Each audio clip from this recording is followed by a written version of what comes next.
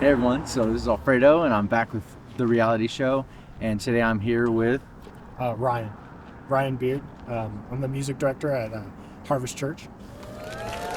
Nice. Too long to introduce. No, yeah, that's fine. So yeah, I brought Ryan on because he goes to my church. We're both in the creative field, and I just wanted to talk to him about being a creative in the church and how that goes and how he got into it, and do we even need that? Sometimes I think that God doesn't need us to use our quote unquote skills to reach people, and so I just wanted to get his opinion on it. He's a friend of mine. We hang out sometimes. So Yeah. how'd you get into the position you're at, and what position are you in at Harvest? Yeah, so I'm the music director there. So essentially what that means is I come alongside the worship pastor and I help facilitate the worship and the culture around worship at the church. A lot of what I do is I help lead and equip musicians and teams to lead then the congregation of the church. And so that's a lot of fun, and just I get to be musical and be creative. So And how'd you get there? How'd you start the role? yeah, so I kind of got thrown in. I think all throughout high school I was kind of told I was going to go into ministry, even though I was very much denying going there. I was actually studying to become a pharmacist, and God had other plans for my life, and so it was really, really a God thing. I don't think I wanted to be where I'm at now, but I'm really glad that this is where I've ended up, because I get to hang out with cool guys like you and just get to do some really cool, creative, and awesome things that I never would have got to do otherwise. So what do you do at the Harvest? Yeah, so I'm like I said, facilitating kind of the growth of a lot of the musicians, helping train and equip, and bringing correction anytime there's a need for that. It's a kind of delicate process trying to... That you hit him? Yeah. No. Delicate process trying to handle creatives, because oftentimes we can be very stubborn. Because when you address creatives when it comes to their craft, oftentimes we can kind of take it personally, and it's not that it's not that we're trying to, whenever I bring stuff like that up to a creative or whatever, it's not that I'm trying to attack who they are as a creative or kind of their art, but there's a lot of things that go into a Sunday morning service, and so our job is to eliminate distraction. Here comes the sun. Bring a culture of excellence and really glorify God through our craft. Yeah, and I can see that too, because being in the creative field, usually your work is an extension of yourself, and so when you feel like your work's being criticized, you feel like you're being critiqued. It's like, oh man, and I can see that, why people would be on one, about this guy doesn't think my work's good. And because I remember one time one of the worship pastor, Josh, he told me, he's like, they didn't like the way I was switching. I was doing these fade outs, kind of like old 80s style music videos, and I loved it. I was like, oh, this looks so good. And he's like, no, don't do that anymore. I was like, man, I was like, I don't like the hard cut. I don't like just jump cutting to different things. And I don't know, I didn't take it too much to heart, because I was like, yeah, it's whatever. It's not, because that's not what I put a lot of my time and effort into, is directing. And video directing, I put more time into post-production stuff, and so I didn't take it too hard. But I can see how if you're putting your all into it and it's still being critiqued, I would probably be triggered too, I kind of inherently, not really wanting to, but a little bit. Yeah, I find myself disagreeing a lot of the times with some of the decisions, whether it's creative or it's just small things, maybe I would have done it differently, or I I see that it could be better if we maybe do it this way. Yeah. But a lot of the times when it's coming from a leader, there's a certain submission to leadership that one is very biblical, and two, it's just an honor thing. Like I want to be able to honor the people who God has put above me, because there's a reason they've been put above me, you know? Yeah, and that gives us that gives me a good idea too of the next topic. So when I say we have like a youth pastor, Yeah. do you think that like role can come from a biblical structure? Because you know, like, because we've added creative elements to ministry, and so how do you like mesh those two? Yeah, so I mean, I think if we take a deep look into the Bible, I think there's always been the element of creatives, but I think the medium for those creatives has changed. Like you look at when the temple was being built, or even the tabernacle, like the gold sculptors and the masonry and all the artists who are taking part in actually creating the temple, that was their medium for creating.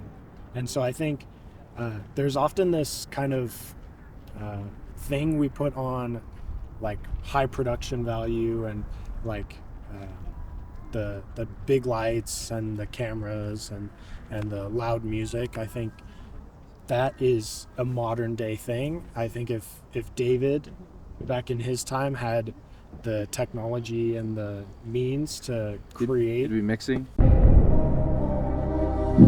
yeah.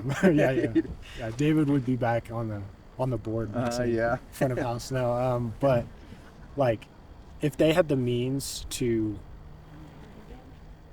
do the things that we are doing, I think they would take it and want to be just as excellent as they were back in the time with how they were creating the temples, how they were creating the sculptures and the inlays and all those things. That because at the end of the day, everything is to glorify God.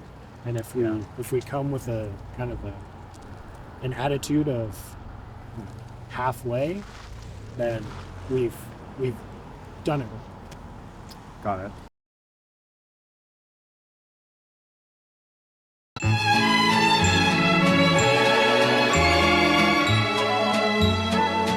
Because yeah, I mean, the same thing goes with like, I know Catholics will say the same thing. They're like, we're building these like cathedrals to glorify God, in a sense. For me, I just always find it a little hard for that. Is because I understand like glorifying God with things, and I think they take a old perspective kind of reference to that as well. I don't know. For me, it's a little interesting when like you get to like the apostles and whatnot, and you don't see them glorifying God in that way so much. And so I think that's like the interesting part. It's like that's where I'm kind of like divided, because like that sounds good, but then I don't know. Like when and then people reference like Judas. They say like when Jesus was getting anointed with the oil, the lady broke like a year's worth of pay on his head, and he's like she's blessed because she's honoring me. And then but Judas, he's like, we could have sold it, but he just wanted the money for himself. He was just going to steal the money.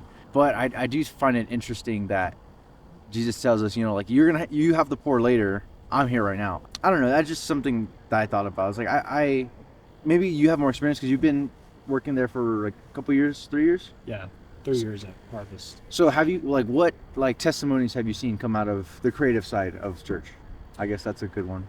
Yeah. So I think our house has something very special about it, that like we're doing something very different than a lot of the local churches, more closer to where we're located. Got it. Yeah. And so like in our production, in our how we worship, in the level of excellence we strive for, right? In all those things, I think people are coming and they feel they're able to come and engage better because we've eliminated distractions. Here comes the sun. From the wrong notes or the accidental strobe lights that might be fired. You know, it's those things that we're trying to, when we're saying excellence in our craft, it's the, like, we're not going to get it perfect by any means, but as much as we can make the room, you know, better for the people who are coming in, whether they're just meeting Christ for the first time or they've known him for a long time, right? It's how can we help them encounter Jesus fuller? And I think I have seen a lot of testimonies come from that heart posture of the creatives in our church, because everything reaches people, everything is helping aid people to encounter Jesus, whether it's social media as much as it's a negative. Sometimes social media can be a huge positive, and so just coming from it as a helping those come to encounter Jesus or to know Jesus better through disseminating information or helping communicate better or eliminating those distractions. I think that's... So would you say it falls more under the role of like would it fall under the role of more like do all things for the glory of God? Because that was my thing. Like we can do everything for the glory of God. Like if you're like a mailman, if you're a garbage man, you can do it for the glory of God. Do you think it falls under that more than it does like that's what I was saying, like does the creative, have you seen the creative side like impact someone's life dramatically, like where like maybe without the music they couldn't have gotten to the place where they needed to get with Jesus or something like that? And if you have it, I mean that's fine as well. I wondered. Our worship pastor thinks very strategically about the way he creates sets, the way he verbalizes what he is trying to say or trying to sing, should I say.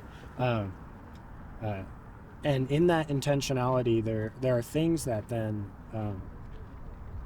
the person who's coming in to one of our services, they're going to naturally sing because like singing is something that can unlock a lot of emotion and a lot of our subconscious. I think like there are those times where we're like driving in a car and maybe we're having a bad day and then that song that we really love comes on and we find ourselves start singing and our mood starts to kind of lift.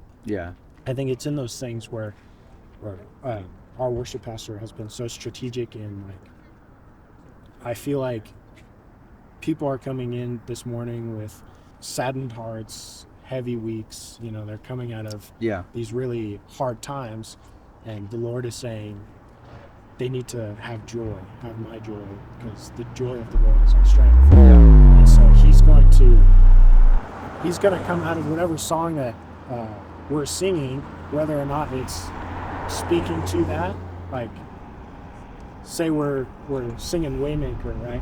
How can you bridge Waymaker and get us to the place of joy?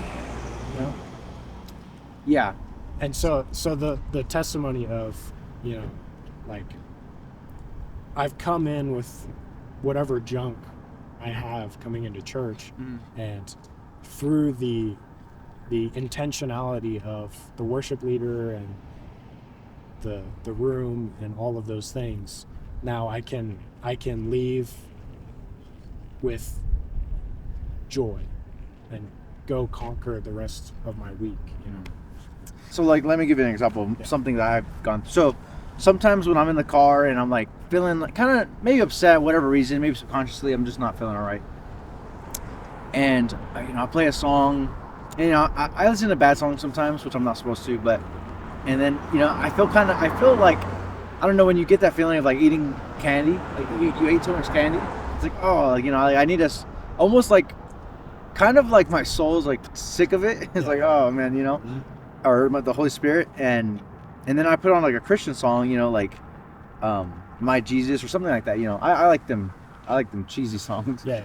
So I don't know. I just listen to them, and then it makes me feel better. You know, it just. But I wonder, because I know a lot of people. The opposing side of this is they don't want people to like fake the emotion, because like you said, music can bring up a lot of emotion, and so is there anything you guys are doing to like counteract that? Because they're on the other side of things, people will say like, oh, we're just causing people to have these like kind of fake emotions to get them in a place to where they're more like susceptible to whatever. Yeah. And I don't think, you know, maybe it's not bad intentions, maybe because I mean, the church's standard kind of has changed. The contemporary standard has changed to like more of that style, like really moving music and whatnot. And I would just wonder if that like, so for me, I know there is times where like God uses music to bring me joy, but then I feel like there's other times where I can listen to music and emotion will stir out. And so I wonder how to balance that, you know? It's like, how do I know if that's coming from God? Or, oh, that's nice.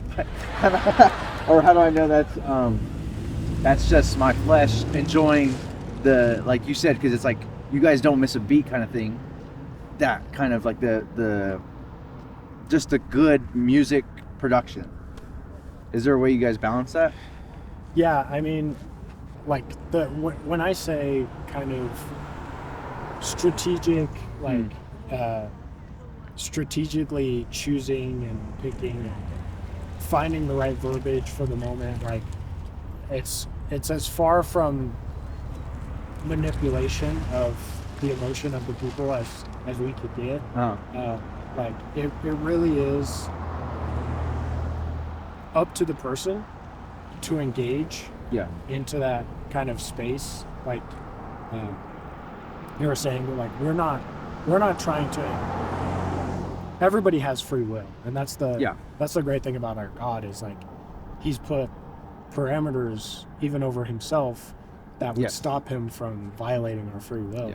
And so like I think our job as worship leaders or even creatives, it's the like how can I help that person take the next step in positioning their heart then to kind of step into those emotions and kind of bridging the gap, because like we can find that in a very low production service. Like if it was just acoustic guitar and piano.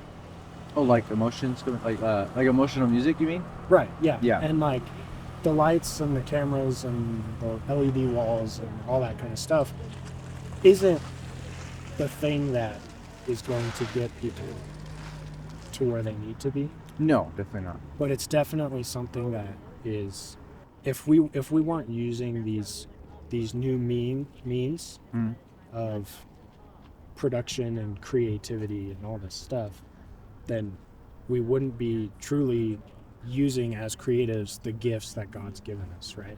Yeah. Like I look at a EDM lighting person, and like they could be using their gifts to go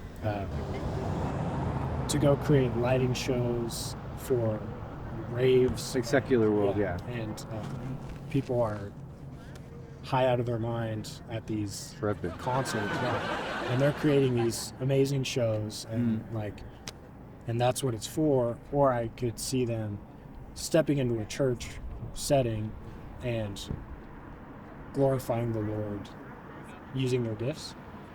Got it. Okay. But that isn't the thing that is like if those things were stripped away, could we still posture our hearts, bring people to Christ, as believers, you know, to then still bring people to Christ? Because excellence isn't the best. Excellence is the best with what we have. Your best. Yeah. Does that answer that I don't question? know. A little bit. It's still a little, you know, sounds a little I think that's a tougher question. I think it's a little confused because I think it is hard to distinguish the two because, like you said, you want them to get to this emotional state. That's kind of what you want, and you don't want to do it in a manipulating way. It's like good intentions, but it's like, how do you distinguish emotional manipulation with wanting them to get emotionally plugged in with God? Yeah, I think it's a teaching. You know, What do you mean? we can show people and we can sing the right things, but if people haven't been taught how to worship, and that's why I encourage our background vocalists to be more expressive. Say they aren't on the mic as often as like a worship leader needs to be. Yeah. Because they're leading the song. For our background vocalists, that's their opportunity to step into what they can do to lead the room, which is show people what it means to worship. Get on your knees, raise your hands, clap, jump around. Like, the Bible tells us what actions are praise to God. And so if we can teach people how to praise and worship the Lord rather than tell them to praise and worship the Lord, and then they can then step into that. So it's not that we're manipulating them to then step into it, but we're giving them the keys so that they themselves can step in. No, yeah, I don't know. I think I'm thinking more of like a subconscious effect, maybe. Because you'll have like those like Orthodox Christians. They're not getting creative. They said that's like they're not into that. Yeah. They're like, we're gonna do it the way that we think we've done it for so long. And some people will disagree and they'll be like, oh, they weren't doing it this way and whatnot. There's always disagreements, but they will say like God. They kind of fall under the scripture where Paul says like, I'm not using like crafty speech to convince you of Christ. He's like, I'm just gonna tell you and use the power of God. Someone, like probably the power of God, actually, like the gifts and stuff, charismatic gifts. And so yeah, I've always wondered about that question. I've never been solid on the on the idea, because I'm a creative, right? And my medium's different than your medium. Mm-hmm. It's a different. Mine's more kind of marketing. Mine's more like not marketing, but a video is to be seen. Right. Same thing for music. The music's to be heard. However, why is the music supposed to be heard? For the video, it could be whatever. Video could be seen to be like a teaching. It could be for a documentation of like a gift or something that happened, a miracle or whatever. It could be X, Y, or Z. But that's what I was thinking about music. Because God does tell us to sing. He does tell us to praise Him with hymns and whatnot. And I'm just trying to get to that point to where I can see like the full meaning of what you guys are saying about like worship, how you guys express it and how it's getting people to God. Because I can see people like that do kind of change, but then it's I guess it's kind of maybe not for us to know whether maybe it's that, maybe it's like we can't know, because I think it's dependent on the person, and then maybe dependent on the person leading, like whoever's singing's heart and intention. Yeah. And I think like the idea of the differences in how maybe we as a church worship and praise, and how maybe a Catholic church would choose to do it. Like, we're called to bring unity to the church, not to be divisive and bring division. But I think there are things that the Catholic Church does way better than we do, which is like they have such a reverence for Christ that I think very much so, we tend to miss quite often. I agree. Yeah.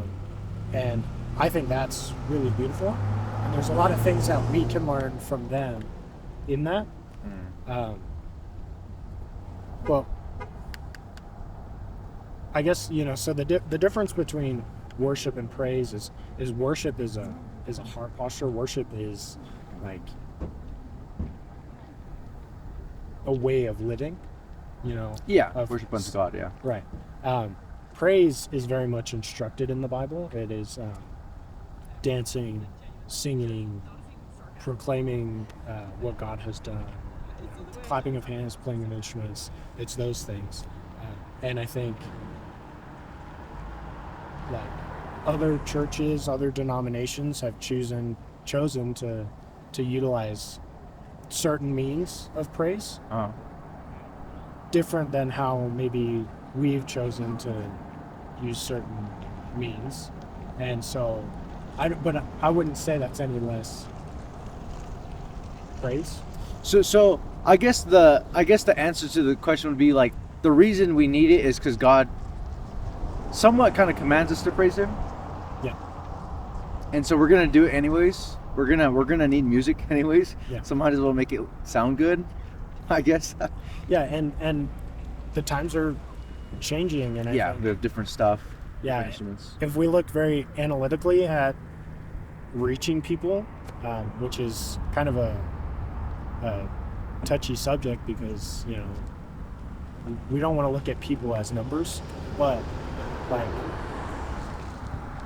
younger people are craving kind of their means, like they want to hear good music, but they also want that good music to be very deep, very theologically accurate, very sound. They want the real thing, but the real thing can be really good, It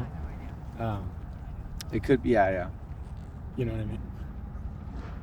Yeah, I guess that's a good way to look at it. It's like we're gonna need praise regardless. Yeah, and praise isn't for God. Like we're not praising God because He doesn't know He's all powerful and He is good and He is, magnificent. Like those things that we sing aren't for Him. They're for us, and that's why He's instructed us. Is because He knows that we're going to it would benefit us. Right. We're going to give our praise to something. We're going to worship something, and He knows that it would be better for us as His children to worship Him than it would be to worship, celebrities or different artists or drugs, So. Well, yeah, I think that's a good. I think that's a good reason for the question. I mean, yeah, I think that's a good answer. Good answer. Thank you. Yeah. But to kind of touch on something that you were talking about, the difference in our mediums of creativity. It is very good. It is very different, and I think like the question for those things is like, what is God saying the purpose is for your video? What is the purpose for music? My music. I think I could say for my music, it's one to help lead people, like we're saying, to Jesus. Yeah. Lead people to encounter. And I think for you, like what video does best is capture a moment, capture an encounter. And I think testimony is the spirit of prophecy, or so it's the. I don't know what that means. I've heard it before, but yeah. So it's in a song. So through our testimony, we're prophesying to the future, because God, the things that God has done before, He will do again. So like some of my breakthroughs, right? So like being delivered of addiction, or some of those things, right? Through my testimony, I can bolster your faith, maybe if you were to be dealing with, in this hypothetical situation, you were to be dealing with addiction. Yeah, drugs. Through my testimony. Sorry. Yeah, nature.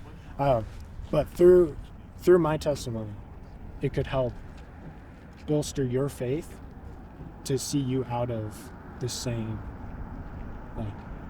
to see freedom out of the same addiction, same. So like your testimony is like So my prophecy.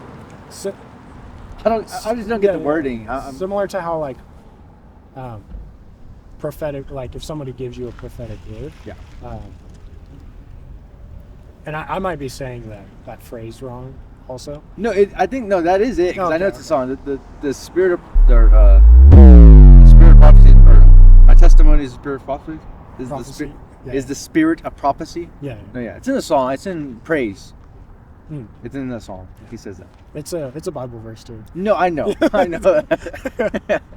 But yeah. So it's similar to like a prophetic word. I think it's the how God had instructed the Israelites coming out of Egypt to place like waystones or markers. Oh yeah. To remember what God did there. Yeah, what God had done. For us to then remember for when He will do it again. So it's got it. Okay. It's my waystone that we can look to say God will do it again. God can do it for you too. God can and He will. It's God's will for your life. That kind of to be saved. Yeah. So like asking God like, what is the purpose for my video? And then, you know, for video, it's to capture that encounter, to capture that testimony. Kind of like that idea that you were filming testimonies. Yeah. It's like, that is such a good means of using the gift that God's given you, because it's doing what God has clearly instructed. Share your testimony. But it's just in a modern fashion. way of doing it. To multiple, it's a way to distribute the testimony, and people can go back to it and listen to it. I think video is cool because it's so versatile. I mean, even yesterday we filmed a guy, you know, his leg got healed. It was fractured. Yeah. His leg was fractured the day before, and it got healed. I think that's super cool. Like to get that filmed, and then also, if we can get the documentation of it and like show it was real, because I mean. He broke his foot at work, and so I can only imagine him going back to work like, oh yeah, it's fine. Yeah. The next day, like it's only been one day, and so there goes his workers' comp. Yeah, he's not getting a work comp. That's what I was thinking. I thought about that too. I was like, oh, like what happens? You know, like, you get a doctor report, and you're, oh yeah, it's broken here. Yeah, and you go back to work. Oh guys, it's fine. Yeah, because he was in the ER till like 3 a.m. Yeah, that's crazy. Said. Yeah, so. And so. Yeah, to get people's testimonies or healings. I kept having like a thing. I was like, I had like this idea in my head. I don't know if it's like a vision or whatever, but I kept having this idea in my head where like someone with no arm that gets healed where they have an arm again. I was like, that'd be crazy if I get that filmed. Yeah. That would be like, everyone would think obviously it's fake. They'd be like, oh, it's AI. Yeah. But I would be like, if you have the documentation to prove it and stuff, that's what people want nowadays. They're like, where's Jesus' death record? You know, it's like, well, yeah, come on, man. Death records were 2000 years ago. Unless you're a king, unless you're literally like a. No, yeah. The one I did see a while back that I wish we could have gotten, like, there's this girl in our youth group, and I believe it was our youth pastor was just like, he was leading an altar call, and he just felt like he needed to pray over like somebody in the room with like who was hurting themselves and all that kind of stuff. Okay. I don't think he specifically called her out. I think he was just like praying for it. And she comes back later, and this is a girl who like very visible cuts and scars on her arm. Came back and the scars are gone? There were no scars, there were no cuts. Like it was like fresh skin. That's like, crazy, yeah. And so that was a really cool thing to see, and I wish that was something that we could get on camera. Yeah. No, because I think that's a big thing with people, because like people are always they're always kind of they're put off to the idea of miracles, and so like I think they want something very visible. So like, you know, you can get healed of your pancreas. You know, like your pancreas is healed. It's like, I don't know, like I can't see your pancreas. So it's like I have no idea if your pancreas is healed or not. I think the joke is always like, Oh, they're doing the back pain again. Yeah, I saw the meme where the guy's walking away frustrated because the back pain and the leg growing back. He's all dang it. Yeah. No, I do think there is like a big amount of people that do fake healings. Yeah. I think it's a big thing. Like it's because it's a way people want healing, and so like if you look at a video, like if you look at a church and they're doing a bunch of healings and like it looks legit and stuff, and a lot of people are coming, and then I think other people are just gonna pick up on that and be like, I'm just gonna fake some stuff. Yeah, and snake oil, Yeah, and unfortunately, it's like it's been around. The weapon of the enemy is to deceive. Yeah, and we're warned to be wary of a wolf in sheep's clothing. Yeah, exactly. And it is really like the enemy is going to create scenarios where people who say they are Christians fake miracles, so that when miracles really do happen, people are like, we're desensitized to the idea of a real miracle. Yeah. So that's the hard part.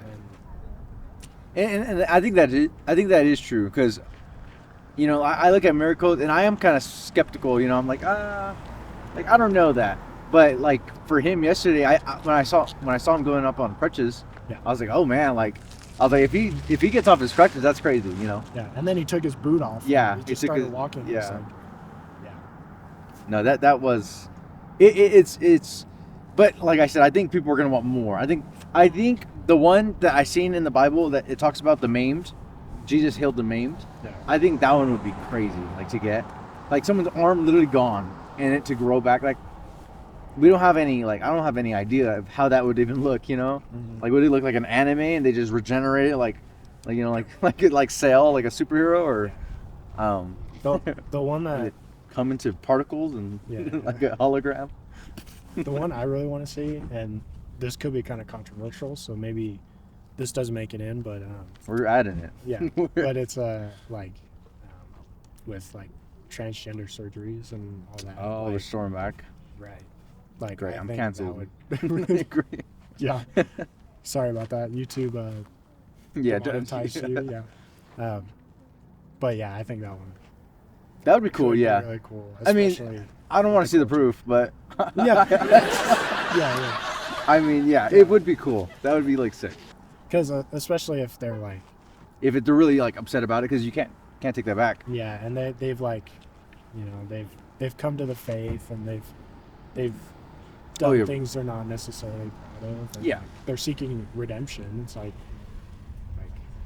that'd be that is the only redemption is God's grace and the miracle of that only God can do. Yeah, he can literally only he can do that. Yeah, and that's why I think it's going to be so cool, is because that is literally only he can do that. Only he can do that. We can fake amputations and medication. I think that's a miracle of God in and of itself. But we can fake healings. Right. Like your liver can get healed by medicine, or But I think that one, it's gonna be really cool when it's. I think limbs growing back. I think that one's huge, and you see it. You see it in the Bible. It talks about it. I mean, it only says it one time. It says maimed. Jesus healed the maimed, and it doesn't have any reference to what it was. But I'm excited to see. I think I'll see it one day. I'm hoping. Yeah. I'm hoping. And maybe I'll do it. Yeah, I don't know. Maybe. So I wanted to go on a tangent. So since you're part of a charismatic church, you believe in gifts and whatnot, do you believe, what gifts do you have? What kind of gifts you got? Yeah, so give me some gifts. I believe that, if you're a son, oh, dust. But yeah, I believe that if you're a son and daughter of God, you're a believer, that you have access to all the gifts, whether or not you are regularly exercising those gifts. Oh, really? So under the impartation or under the anointing, when the disciples were in the upper room and fire fell on Yeah. their heads, and they spoke in tongues. Mhm. Like, that is a prime example of God giving them the gift in a time where they needed it. Got it. Okay. So I believe that God can give us gifts. It's very biblical that God can give us gifts in times where we need it. Yeah. But I'd say I've taken a lot of gifts tests and all those kind of online. things. Yeah, and like, it always comes back the gift of wisdom and discernment, which is not a flashy. It's not. Yeah. Like, Wisdom's good. Solomon. right? Yeah, Rich. everybody needs wisdom. Yeah. Everybody needs wisdom. But like, you're not gonna see me traveling the world, praying over people to like, wisdom. yeah. Like a healer or a prophet might do. Got it. Yeah. Maybe. Solomon. Everyone came to see him. I mean, yeah. He's a smart guy. Yeah. I think that's true too. I think God can give them as He wishes, like on certain people. Yeah. I do find it interesting when some people are involved with them a little more. Like, for example, Billy Burke, and he's known for healing. Right. That's kind of his thing. And then you have like prophets, and then you have evangelists, like, let's say Billy Graham. A lot of Billies. Billy Graham, big evangelizer. He was really good at what he did. He knew how to get to the young people and whatnot. And I do find it a little intriguing when people will have like a concentrated focus or concentrated gift that they have. I think that's kind of cool. And I think that's something where it's like God has graced them with an anointing for a specific thing. Billy Burke was talking about this last night. He kind of was speaking about the secret place, and our pastor, when he was talking about healing, was touched on this, where Jesus' life is like prime theology, right? So anything we see Jesus doing is true theology, right? Yeah. And so a lot of the times when Jesus was healing, he commanded. You almost never see him come and pray in public. He would always like go off in private, and he would spend time in prayer. Yeah. He would come back out from that place in prayer, and he would command the healing to then take place. Mm. And so I think in that, like, probably the reason why Billy Burke has the grace over his life to see those healings firsthand is because he has spent time in the place of prayer, and he spent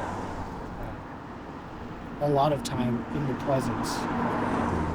But you know what verse comes to me that I do find interesting. I remember I forgot what it was, but Jesus basically says there's a bunch of people that come to him in heaven, and they're like, "Oh, but Lord, I prophesied in your name, and I cast out demons in your name, and I healed in your name." I don't know if healed, but they said a bunch of these things that we would associate Christians to have. And then he said, "Get away from me, I never knew you." And so I do wonder about that as well. Like, I don't necessarily believe that you need to be, because like we have examples like Lonnie Frisbee, right? There's been a movie about him, and he seemed like he had he was morally corrupt in some areas of his life, where he was, I don't know exactly what he got into, but he did get in some weird stuff when he was like when he left the church, when he left Calvary Chapel. And so we see people that I think do really big healings, but are kind of corrupt. And I wonder what to think about that. I know Jesus, like, he went and healed everyone he came in contact with. Yeah. Obviously he's God, so he's built different. He's a little stronger than us. But I do wonder, obviously, so God gives to each person what they need to and he gives each person kind of a path to take, and he's going to give them different responsibilities and duties. And it's kind of, I don't think it's supposed to be looked up on like when the disciples were arguing against each other, like, oh, who's gonna be the best? And Jesus kind of goes over like, that doesn't matter really. It's whoever is the servant of all is gonna be the best in the kingdom. And so I do look at like, oh, like, that's cool. You know, this guy gets to see healings all the time, and you know his ministry revolves around that. But I do think like the being in the presence of God doesn't necessarily mean you're going to always experience that, because you could have a different role. Like you could have a role to save one person. Like your life kind of revolves around saving this one person, and that's who God wanted you to get. And maybe only you could have done it, and it could have maybe taken you kind of your time to do it. Obviously, I think He wants us to save as many people as possible with like our actions and how we live our lives. And maybe, you know, someone just sees us and we're doing whatever, you know, and that kind of sparks them to think, oh, what, I wonder, you know, what Christianity is about, or whatever the case. But it does intrigue me when people have like a ministry around a gift, because I mean, I haven't experienced too many gifts. I know one. So the only thing I have had is visions. I think that's the only thing that's common to me, and that's because when I became a Christian, that's how I became a Christian.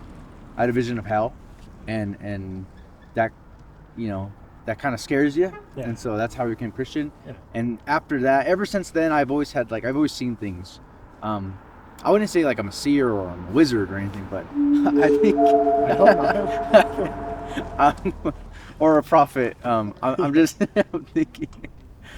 I don't know. I do find it interesting when people can concentrate a subject, but I do agree that I think God gives different gifts at certain times when you need them. Yeah. So like if someone needs to hear like a prophetic word from you, and you're getting this unction, and you just like know it's from God, I think you have to know it's from God.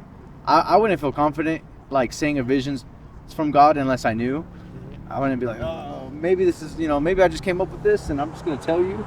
Yeah. I wouldn't feel confident with that. I don't think that's right. But and there's a level of like, you need to have, it needs to be backed by Scripture. Yes. Scriptural. Yeah. Yeah. What I think is really interesting about what you just said was like, you're kind of talking about like, some people are just called to reach one or two, you know, it's like other people, they're filling stadiums with people who are you know, coming to hear about Jesus. And I think the key is obedience to your position. Like, what does it mean to be like, success isn't number of people reached or you know, but success is, was I obedient to what God called me to when He called me to it? Yeah. And that's what I think being a good son or daughter of, you know, in the faith means. Because like a good son or daughter is faithful to their father and mother. Yeah. And they're obedient. Yeah. Similarly, it's like success in the faith, I think, is when the Lord calls us to, whether it be big or little, like He calls us and we answer. Yeah, we're supposed to do it. And we're obedient, you know. So. And I think that mindset of wanting to like fill churches and fill stadiums, I don't think that's a good mindset to have. Yeah, I think that's very egotistical. Of our flesh. Yeah, it has to be, because like some people will be like, no, I just want to reach more people, and it's like, well, why? Right. Like, did God tell you that? Yeah. And for me too, I mean, same thing. So I've like, you know, for video, I'm like, well, video needs to reach a lot of people. That's the point of video. That's in my head. Yeah. But realistically, if I used to watch this show. It was called The Midnight Gospel. It was when I was not Christian. It's basically this podcaster. He's like an interdimensional podcaster. Sure. And he would go to like different simulations and experience them and come back and tell the story about what happened. And basically, the whole podcast is for one person. He only has one listener. Like there's multiple people out there, but he only has one listener. And he's like going through these like dangerous like journeys just for this one person to hear it. And it's, I don't know, it got me thinking. I was like, I guess, you know, if one person really benefits from like whatever you're doing, and to where they can get saved because of that, I think that's so much worth it, you know. And I think that would be so cool. Just even one person, because I mean, in heaven we're going to be eternal, and so how valuable is that one person? And it says all heaven rejoices over one person's salvation. You know, the 99, Jesus leaves the 99, goes to the one. Yeah. All that to say is, I think it doesn't matter what gifts you have. Like you said, it's just using what God gave you.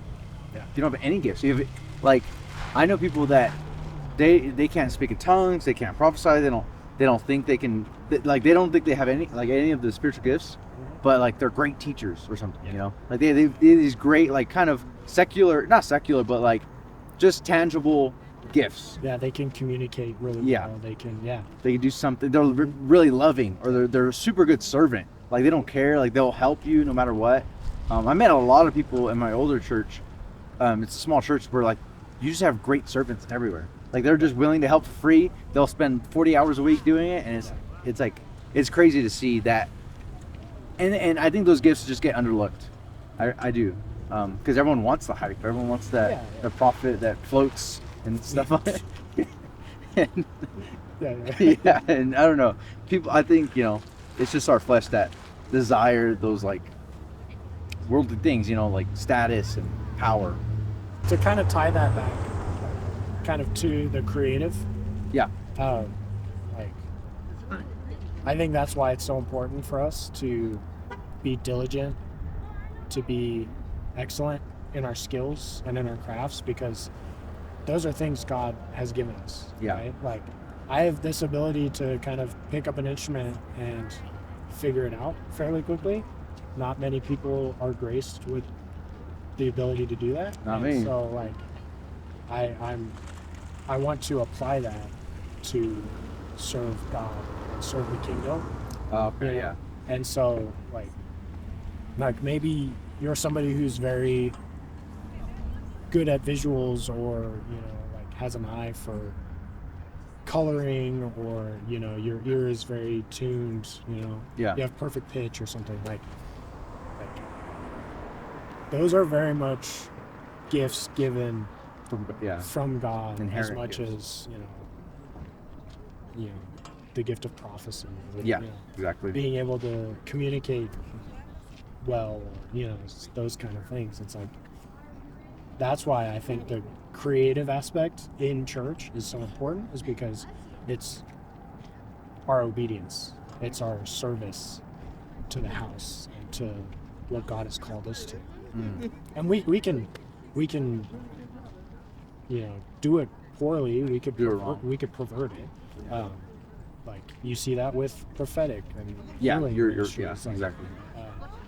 But I think, like, if we can maintain the purity and the purpose that God's given for our craft, then apply it into a church setting, they're like, you know, that's the success of a Christian creative. Yeah. Is just doing with what you have to the best of your ability. So what instruments do you play? I'll start with the more proficient ones, and then we'll go into the ones. What instruments don't you play? No, I have a shorter. Clarinet? I don't play. Oh, okay. So bass, drums, guitars, acoustic, electric. I play a little bit of piano. Still working on that one. Mandolin, ukulele. There's other things, but it like, those are kind of like, I just pick it up for fun and I can play it. Oh, okay, you don't, like, You know. know, No. Somebody couldn't hand it to me and be like, hey, we need you to fill in. Yeah. Like, I can do that on the bass or the guitar or the drums, you know, but some of those other, like the mandolin, I can play it for fun. I can't really perform, walk out. And so what's your favorite instrument? Oh man, I think it's between the bass and the drums, but I think it'd have to be the bass guitar. Got it. Yeah, it's the one I kind of started on.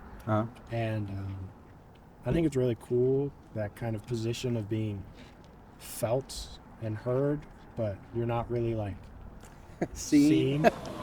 Yeah. Because That's the joke. yeah, I like kind of being in the background a little bit. In the shadows. Yeah, sometimes a little bit Poorly lit.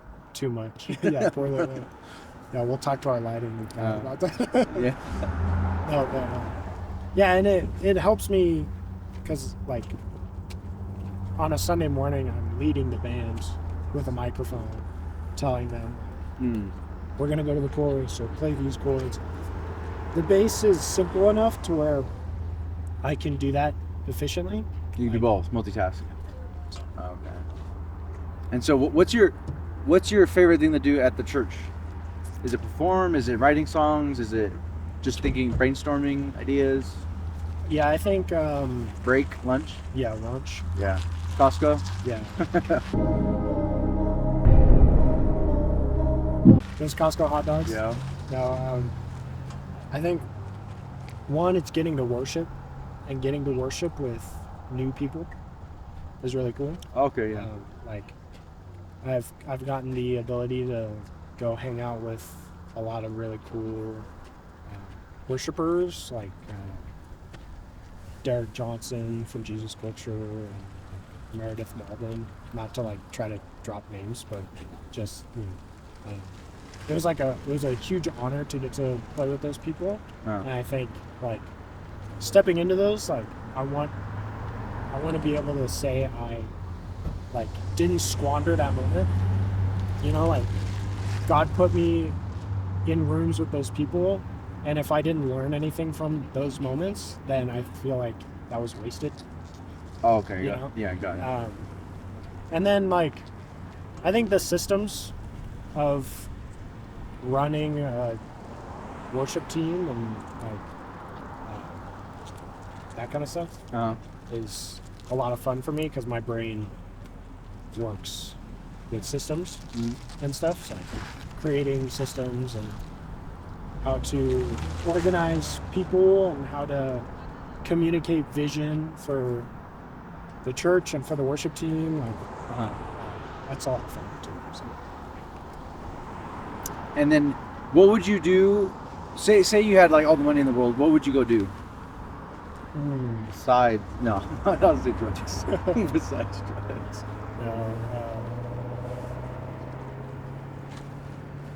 That's a tough question. Yeah. I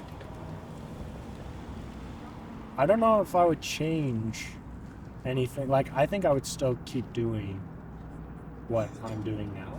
Oh, really? Yeah. I think I've found what God's called me to. Oh, really? Yeah. Have you asked him? Yep. Oh, and he told you? I think, yeah, and it is like I'm where I'm supposed to be, and even if I win the lottery like tomorrow, I'll probably just keep doing what I'm doing now, but I'll just have a thicker wallet. Invest into me. Maybe. Invest into the camera setup. Yeah, maybe invest into the church a little bit more. And, you know. Yeah. Yeah. No, that's cool. That's cool to hear. Interesting. What did you want to do when you were a kid? I didn't know. Oh no. I was like this blank slate of like you're like I don't know. Like people would ask you and I think I just didn't care enough to like think about it. Yeah. You know, whether it was out of my immaturity, I just didn't dream for the future. I think I was very in the moment. Yeah, in the moment kind of person, and so I didn't care till like what does the future look like? That's interesting. Yeah. I feel like I'm always thinking about the future. I'm very much what is happening in the moment, and I think that's why I'm so good at what I do. It's because I'm very like in the moment. I think probably music needs that the most. So, yeah. I tried to learn a guitar once. how'd that go? I know I can play the Nacho Libre song on guitar. Maybe. I haven't picked up a guitar in 2 years. I have no idea. No, you picked up a guitar the other day. Yeah. I didn't play it. I didn't play the song. You went like this. Yeah, that was it. I was done. I hate music. It's like playing it or listening to it. Yeah, playing it. Yeah. I'm not good at it. I can't sing. Like, I think I can sing, but I can't remember verses. Not for the life of me. I can't pick up a guitar. Like, my fingers don't work. I don't know. Yeah, it's just that's definitely not for me, you know. And so it's funny. I work with a lot of the creatives I do work with. They're all like music, sound, and like what. I don't think I know a video guy in the area, or in our church. Yeah. Everyone's into different things, and so. Yeah, it's funny because like you're the only video guy I know. Yeah. So it's like, I mean, I've worked with other video guys, but I never like. No one's your best friend like me. Yeah. I never stayed connected with them. Yeah. You know, so. Yeah. No one. Yeah, I think it's because we're expensive. Yeah, you guys. We're high class. Yeah, we're bougie. Musicians can kind of get They're grunts. Yeah, kicked to the dirt a little bit. I saw this meme. It was like putting your $5,000 kit in your $500 car to go 2 hours for a $50 gig, and it's like it's so true, dude. No, yeah, I that's what I like about musicians though. They care about their their art form a little more. When I meet video people, usually they kind of default into like these money making roles, gold handcuffs, and I think it's just because everyone needs a video person and they're willing to pay, and like I don't want to do corporate documentation video. Like I don't want to do that. But people are willing to do it, or maybe some have to. They have kids or whatever. But I feel like the creatives and musicians, they're paid usually. It's harder to get paid, and so when you see people, they're usually doing at least what they want in a sense. Yeah. Yeah. Okay. Yeah, I'm hungry. Well, guys, I'm done. This is Ryan. We're at Yosemite right now. Wow. It's a lot of people. There is a lot of people, yeah. A lot of people here. Well, Ryan, I'm glad you did this, I don't know what to call this, podcast? Yeah. Glad you did this podcast. I am really glad. I think I did get something out of, because it kind of came to me. I was like, oh, we're supposed to worship. We're supposed to praise. And I was like, might as well do it good. Right, yeah. Yeah. I think that's the biggest conclusion I got today. was that. It was like, because I did have a problem with it. I was like, why do we need creatives in the church? Like, what's the point? Well, it's why like, do we need music in the church? It's like, why do things to the for the Lord? Yeah. So he never says that in the Bible. So yeah, so if we're told to praise, might as well do it good. And if there's people that can sing really good and perform well, let them do it well. And if you have these gifts, why not use them for God? I think it's more of like a wisdom thing. I don't think it's like a rule. I don't think it's like, because like we said, it's not going to be like music that gets someone saved. It's going to be kind of music leading them to someone, to teach them to to go to church and learn about Jesus and get saved. And so, yeah, pretty much. I'm really glad about that actually, because that one was kind of on my mind. I did think about that one. If you guys stuck around, I'm glad you guys are here at the end. I'm hoping to make the videos a little more interesting. I think I just got the idea right now. I'm gonna do like a Dan Schneider style podcast. Hi Carly, Drake and Josh. Yeah, I was like, that's so good. Like no one's done that. Like no one's adding like a laugh track to their video. You know what I mean? And so it's so good. I don't know. Well, I'm telling you guys, and if it doesn't happen, that means I got lazy and I didn't edit it well. Random dance. Yeah. Literally.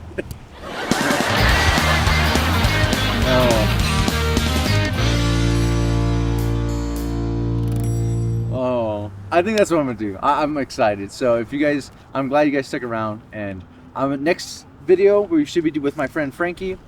We should be in SF. If he doesn't bail, if he bails again, this is the second video I call him out. And so I might just blacklist him from the podcast if he bails again. And once he sees this video, he's gonna know. If he stuck to the end, I don't think he's gonna stick to the end. But if you guys did, I'm grateful, and I hope to see you guys in the next one.